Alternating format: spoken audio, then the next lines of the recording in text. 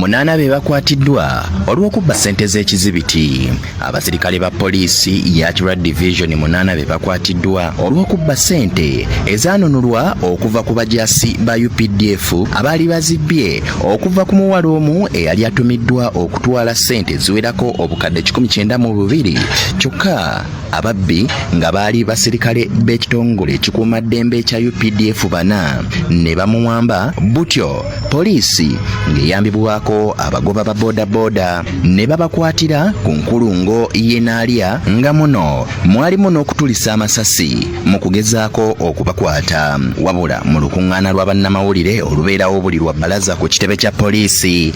etegeezezza nga miliyoni eziwerako ddala 6 bwe zabbibwa abasirikale baayo abaali okuzinunula okuva eri ababbi ab'ekitongole eky'amagye ga Uganda, era nga kitegeerekeseeko nti abapoliisi abatwala ensimbi zineeno baatuusaayo miliyoni zaali 16 nga miliyoni 30 zaali zimaze okutoolebwako. Kyokka bwe baazituusa ku poliisi, ab'oku reception ya poliisi ya Kira Division nabo ne batoolako ng'era kamera za poliisi nazo zibalumika. Mu ddoboozi lya Ssekamu wa poliisi Fred Enanga ng'annyonnyola butya ensimbi zineeno bwe zaatuuka okutoolebwako nga we tutuukidde olunaku lwaleero nnyini ssente zineeno ezaali ziwerako obukadde 92 agenda kuweebwako miliyoni 13 ng'olw'endala poliisi bwegezaako okuzinoonyerezaako erabe nga esobola okuzijja ku baali bazibbye olwo ziryoke ziweebwe nnyinizo atwale eziwera.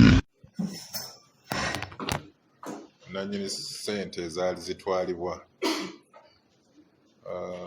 ndowooza tujja kufuna nasobola okufuna alipoota ndowooza ngirinaawo ku ofiisi naye nga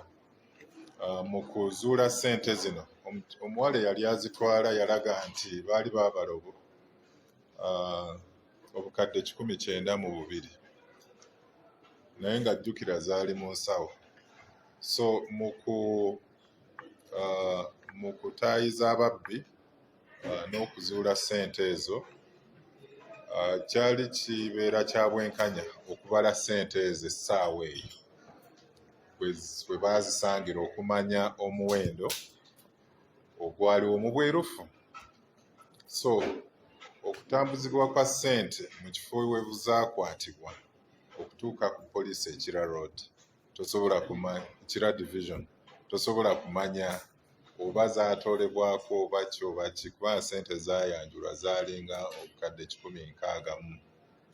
okay ku 192 naye ate kamera zaffe nazo ate zaatulaga nti bano abaaleeta ssente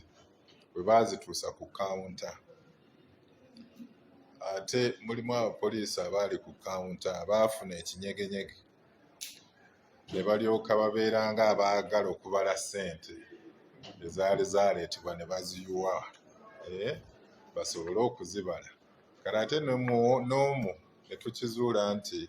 mulimu obusiifu bw'empisa obwaliwo obwaviirako ssente wakati w'obukadde 20 oba 3 okuba nti zaabula naye twakanunulako ziri 12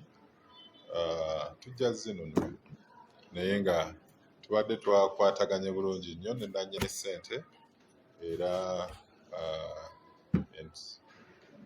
twakwataganye ne ofiisi ya DPP etuwabule asobole okutwala zino nga bwe tununula ziri endala naye nga gw'omusanvu gukyatambula. Waliwo abasirikale abaakwatiddwa jagamba luuka ababaawo ate ngambye luuka agenda biba wamu.